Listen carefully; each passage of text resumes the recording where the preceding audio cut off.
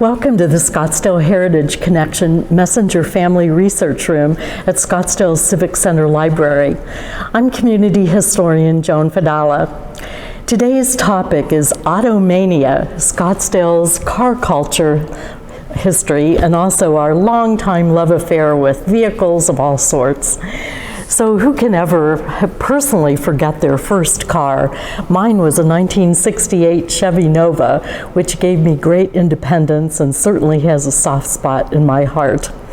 So beyond our own personal cars, Scottsdale has been so fortunate to have car businesses, car events, and everything automobilia as the topic in Automania, the topic is today.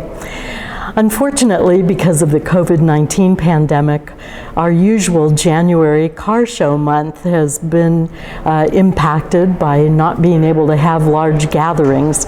So we hope that in the spring and throughout 2021 that we'll continue to have car fever, not the pandemic fever, but car fever, as our car shows and all of our car events return or have a slightly different schedule this year. But I'm sure that we'll continue to turn out in droves and support this important industry, as well as the Beach Boys said, have fun, fun, fun until Daddy takes the T-bird away. So join me for the next few minutes on a jaunt through Scottsdale's car history, and I hope you enjoy the ride. So let me first give a little bit of historic context about the evolution of the automobile and how it relates to Scottsdale history. You know, there were several fits and starts to transfer from animal-powered transportation to mechanized transportation throughout the 1800s and primarily in Europe. Coincidentally, in 1888, the very year that Winfield and Helen Scott homesteaded the land that eventually became Scottsdale, that's when Carl Benz in Germany introduced the first production models of internal combustion engine vehicles. So what a coincidence that is. Cars first started to appear in the United States primarily in the 1890s, and of course it was Henry Ford from 1905 to throughout the 1920s that really popularized the car through the introduction of his Model T Ford, and also introduced the production line, assembly line to American manufacturing. So when did cars come to Arizona? Well, actually, it was before statehood. They came to the Arizona Territory around 1900. And in fact, the early years of the Arizona Territorial Fair often featured car races and highlighted by one of the first famous race car drivers, Barney Oldfield, who through the fair promoted this new technology.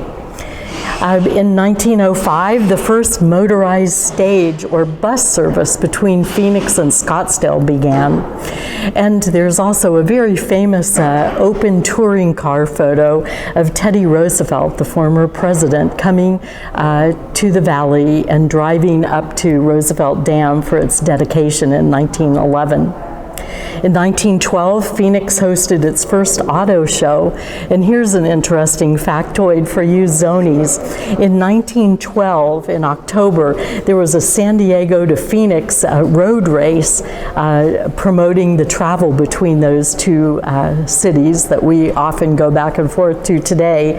And the very best time recorded during that car race was 19 and a half hours to drive between the two cities, a far cry from today's 6 hours. I'm not sure I'd want to do that too often. So the first cars that appeared in Scottsdale also came here in the early 1900s. And so among the first car owners were names that you know from Scottsdale history. E.O. Brown of Brown's Ranch, Brown's General Store, and one of the early entrepreneurs here in Scottsdale. In fact, he often drove his family up to Brown's Ranch and DC Ranch for stays and to meet with the farm hands there in his open touring car, he and his family. I have Charles Miller, William Kimsey, and Wilfred Hayden were among those early car owners. There were a few tourists that used cars, but that would come a little later. And it was kind of an adventure to own a car back in those early days because we had no paved streets, no service stations, no car dealerships, no street signs or maps, and it really was kind of a novelty in those early years. And I might mention, beyond cars, another popular vehicle on the road in the early 1920s was when Scottsdale bought its first school bus, a 1923 Rio, and it cost the princely sum to the school district of $2,800. Now, because we were a farming and ranching community for our first 6 decades, from 1888 through World War II, a lot of our farm vehicles, of course, had been horse-powered, meaning the animal horse rather than the horseless carriage. But as farmers started buying cars and trucks, they also found an innovative way to run some of their previously hand-powered equipment by hooking a belt onto the back wheel of a car or truck and then hooking it up to a threshing machine or a baling machine and having the belt turned by the wheel of the car or truck running the actual machine. Very innovative. Scottsdale's always been an innovator. Again, early trucks would help deliver cotton to the local cotton gins from our local cotton farms, and also take the farm produce to market, as well as the dairy milk and the dairy cattle to the feedlot and the stockyards near what would become Sky Harbor Airport. And last but not least, about those early uses in our lifestyle that was related to farming and ranching, is that hunting was done not only as sport but also to help feed families. And there's a wonderful photo of Reverend Elliott and 4 other men in an open-air car hunting in what they called the slough, which was now known as the Indian Bend Wash. But they're all dressed in coats and ties, and Reverend Elliott at the front of the car is holding a Gambel quail in his hands. I hope you enjoy the photo. Now, cars did begin to boost tourism, although that really didn't come until after World War II. But and in those early days before the war, most tourists arrived by train into the Phoenix train station and stayed for an entire winter season. But most of the early guest ranches and resorts, like the Ingleside Inn, had their own cars that would pick people up at the train station and then take them on journeys into the desert while they were here for the winter season. But in 1925, the Arizona Highway Department, in order to promote the fact that there was an expanding road system throughout the state, began publishing Arizona Highways magazine. This is a cover from the very first monthly edition of that magazine. And they also started doing tourist maps. Here's a representation of the cover of one of those early tourist maps. Before air conditioning in cars, and again, this was a little after the war, but I know when our family journeyed out from Ohio and came to Arizona for the first time, we hung a water bag over the hood ornament filled with water so that if our radiator overheated in the Arizona sun, that we could open up the water bag and refill the radiator. And this was a very common sight in the 1940s, 50s, and 60s, again, hanging from the hood ornament on cars traveling around Arizona. But the other thing that was interesting pre-war, as far as tourism was concerned, is we actually had a trailer court for those people that towed a trailer behind their cars wanting to stay here for the winter season. And that trailer court was called Livingston's Trailer Court, and it was located right where the Appaloosa Library is today at the corner of Pinnacle Peak and Scottsdale Road. Now, from the very beginning, cars spurred supporting businesses. And of course, as one can imagine, some of those early businesses supporting cars and other vehicles were service stations. The first standalone service station was likely Kimsey's at the corner of Scottsdale Road and Main Street, operated by future mayor Mort Kimsey. There were also standalone gas pumps in front of many of the grocery stores in downtown Scottsdale. Brown's General Store had one, and several other shops did as well.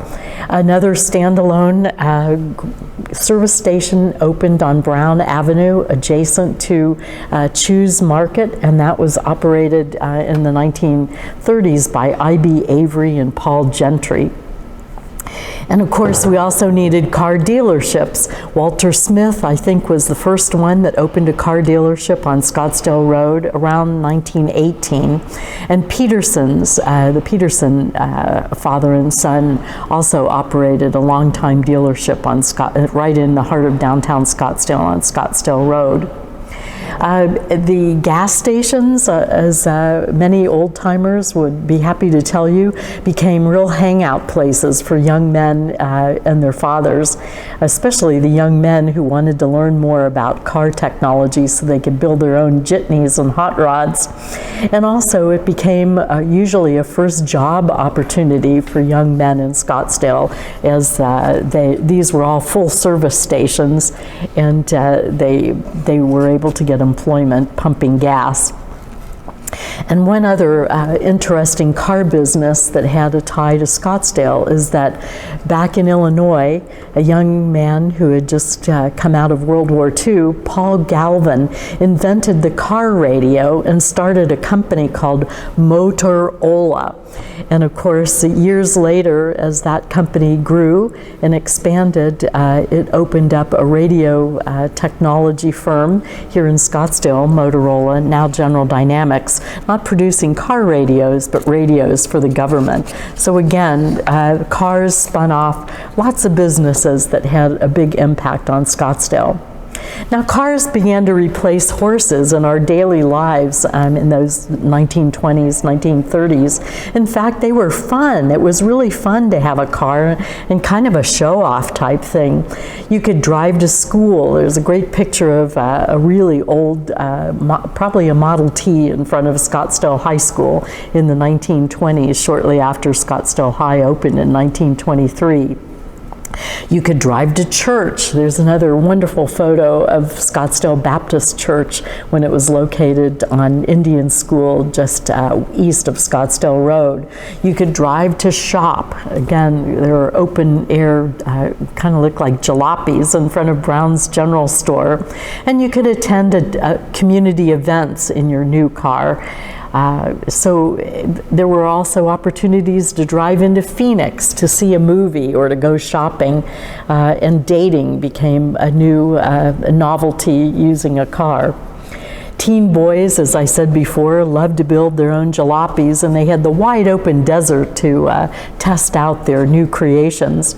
And if the things got a little too out of hand among these jalopies and racers, there was always the constable, Al Frederick, who patrolled the streets and often gave a little lecture to the teens about courtesy and also the rules of the road. Now, World War II, of course, put a little dent in our car culture because there was gas rationing and tire rationing, as well as, of course, many of the car owners were in the service and away during the duration, as they called it. Recycling parts became very popular for car owners because there were no new cars produced during the war years. Most car manufacturers were producing vehicles for the military. Ride sharing and public transportation became popular. In fact, there was a daily bus service between downtown Scottsdale and Thunderbird 2 Airfield, where aviation cadets were being trained, and which became a major employer for people in Scottsdale at the time. Ration coupons had to be used for gas and tires, and of course tourism was inhibited during those particular days.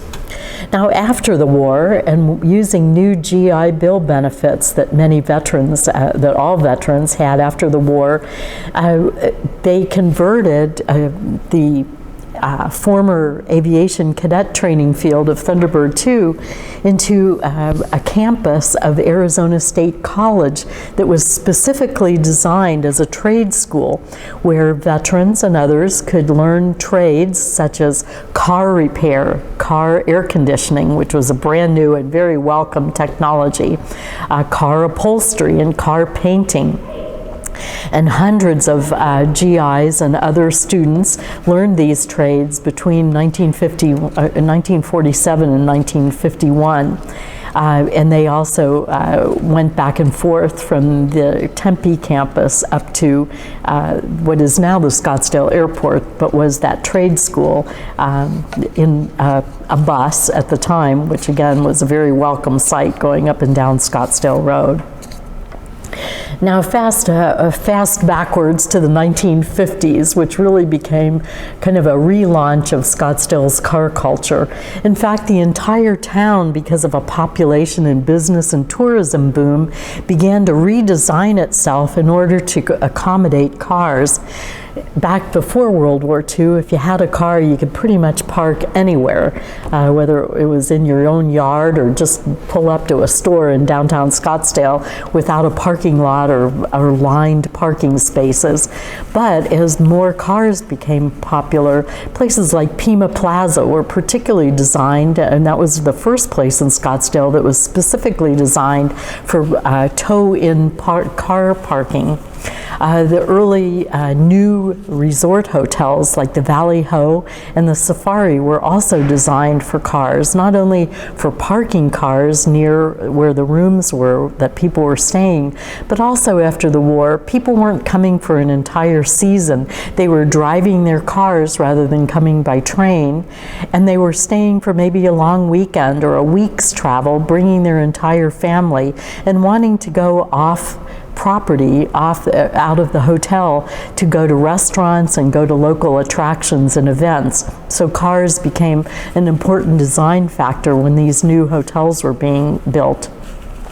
And of course, this was the heyday of us being the Malcolm White slogan, the westmost western town. And so a lot of the car businesses even renamed themselves to reflect this western culture. In fact, a large gas station that was at the corner of Scottsdale and Main Street didn't call itself a gas station. That was Frederick's Auto Livery Stable. And that was a landmark in Scottsdale. In fact, the beloved cowboy sign stood in front of it for many years. By 1954, there was so much car traffic in downtown Scottsdale, the town erected its first 4 stop signs, and we earned the nickname Stopsdale, which was kind of not necessarily one that we liked, but we were called that nonetheless. And of course, many of the new homes that were built to accommodate the population boom were, again, designed to accommodate cars. We saw the first carports and the first garages that were attached to homes. Hallmark and Suggs and many of the other home developers and home builders were incorporating these features in their subdivisions. We also had a need for paved streets, for street signs, for street maps, and for zoning. And so we finally incorporated in 1951, and the new town council set about creating more infrastructure that would be friendly to cars. And by 1962, we also took a very innovative step as a city, and we started enacting a sign ordinance, because although street signs were helpful to get to know your way around town, the proliferation of billboards as ads for car travelers became a little bit too much blight for the beauty that people came to Scottsdale to see. And so we started banning billboards and other large signs, and that of course again had something to do with our car culture. Well, those of us that are of a certain age and that grew up in the 50s and 60s remember that this also was the golden age of drive-ins. Everything wanted to be available to people in cars. Scottsdale got its first drive-in restaurant when Bimbo's opened at the corner of Scottsdale and Indian School Road. In fact, it was on the corner where Winfield and Scottsdale and Helen Scott first homesteaded, and that seems like an odd name for a business that was there for a Baptist minister's former property. That was very popular. Also popular and also opening in 1955 was our first drive-in movie, opened by Malcolm White, who was then mayor but had long been an entrepreneur in Scottsdale, and that was located on Thomas Road, and of course became both popular with families and teenagers at the time. But we also had drive-in dry cleaners when Prestige Cleaners opened in an outlet in 1964 at Camelback and Scottsdale Road. We had drive-in liquor stores. In fact, Mayor Drinkwater, before he became our mayor, operated Drinkwater's Liquor and Cheese at Scottsdale and Shea. We had drive-in banks. We had a drive-in post office. We had drive-in windows at our libraries, and still do, thank goodness. Photo developing, pharmacies, you name it. But perhaps one of the most unusual things that we had that opened on Palm Sunday, 1966, was we had a drive-in church.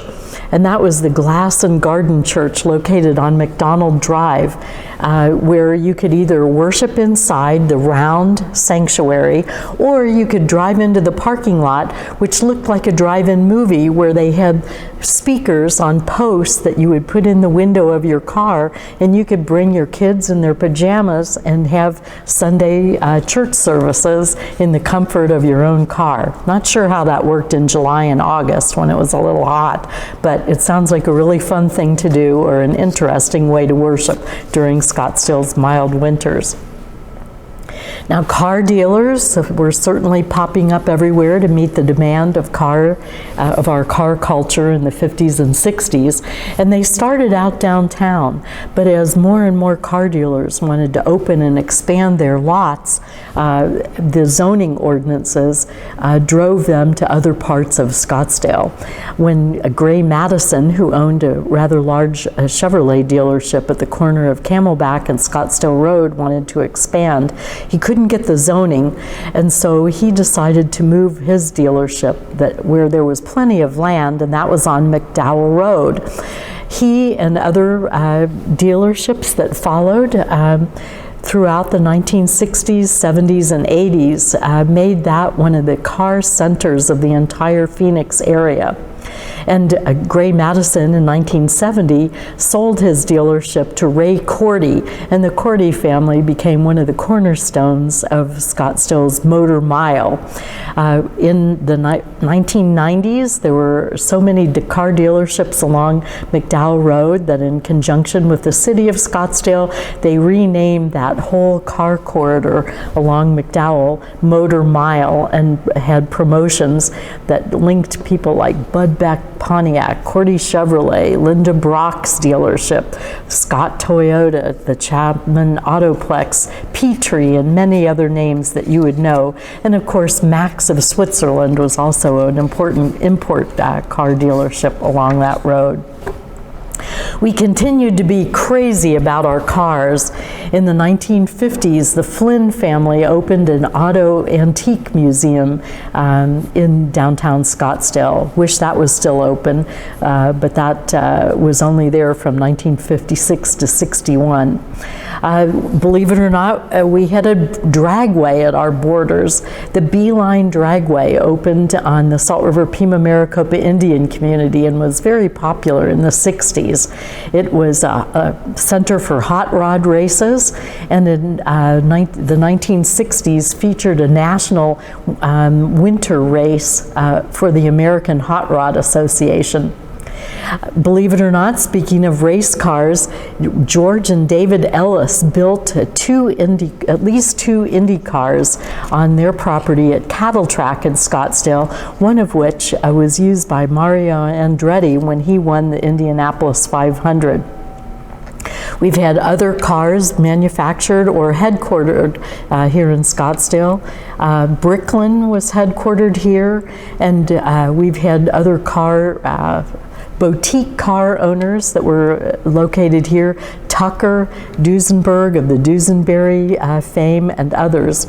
And we've had famous race car drivers live here. Danica Patrick, Ari Lyondike, and Tom Sneva, just to name three. Now, talking about the real car show craze that we've had in Scottsdale, the big daddy of them all, which celebrates its 50th anniversary this year, of course, is Barrett-Jackson. Barrett-Jackson actually started as a car show before it became an auction, and started in 1967 when Tom Barrett and Russ Jackson had a showing of their own collections of classic cars. It was held at Scottsdale's ballpark and was a benefit for the brand new, or soon to open, Scottsdale Civic Center Library. They had that show for another couple of years, but they really started as a show and auction of classic cars in 1971 when they operated out of tents on the property of the Safari Resort, and that's where the 50th anniversary comes into play, from 1971 to 2021. They outgrew the Safari by the late 70s and moved to Scottsdale's border and held their show at Phoenix Muni. But over those years, particularly the later years, Mayor Drinkwater kept lobbying Barrett-Jackson to move back to Scottsdale. And finally, in 1989, they moved to the then new Westworld. And fortunately for us, they have been at Westworld and a huge attraction every year, bringing hundreds of thousands of people from throughout the world to Scottsdale during their 10-day run. And just to spin out at a little economic impact, their show in January 2020, they sold 1,900 classic cars, bringing in $127.9 million. And then on top of that, they sold almost $4 million of autobilia, if you will, kind of things like road signs and classic gas pumps and things like that. And on top of that, they auctioned off several celebrity cars for charity auctions benefiting national and local charities. Of course, there have been other car auctions and car shows here during previous Januaries. There's been the Cruise, the Russo and Steele, Gooding and Company, Bonhams, RM Sotheby's, and others. And then, of course, at other times of the year, we've had the Good Guys show at Westworld. And one of our local favorites, which is almost kind of a pop-up show, it's on hiatus during the pandemic, but the Rock and Roll Car Show that is kind of a happening every Saturday night at the pavilions, kind of in the parking lot around a McDonald's there, which is really a fun thing to do. So we'll look forward to, when it's safe again, to come out for that. The dealerships in Scottsdale continue to move around as our population and businesses migrated to other areas. The Air Park became another location for car dealerships in the 1980s. Werner Schumacher, European, was one of the first to locate there, as was Lou Grubb Ford, and many other dealerships followed in the 1990s. And as Loop 101 was completed through and around northern Scottsdale, that drove the car dealerships to move even further north along the Scottsdale Road corridor on both sides, both the Scottsdale side and the Phoenix side of Scottsdale Road. And then in the 2000s, as commercial development began to take place on the Salt River Pima Maricopa Indian community, at least one large car dealership complex opened along Indian School Road. There have been other really important car-related businesses that have located in Scottsdale. Probably the big daddy of them all is Discount Tire headquarters that moved here from Michigan and is located now in Greyhawk. And they have become not only a major employer, but also one of the most benevolent car-related businesses.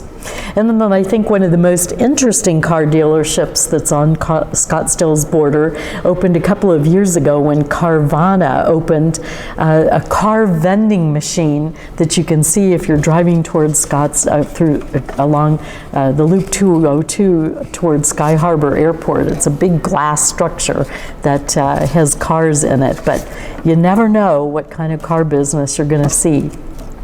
And into the future, we've seen electric cars, we've seen other innovations, self-driving cars. We've tried to get some of the cars off the highway to cut down on air pollution from cars. So we have rental bikes and electric scooters. One of the things that we haven't had in Scottsdale that I hope continues into the future is we have no parking meters, and almost all of our parking garages and parking lots, unless it's for a special event, are completely free. So what a bonus that is to not only residents but tourists alike. We have become a test ground for self-driving vehicles here in Scottsdale.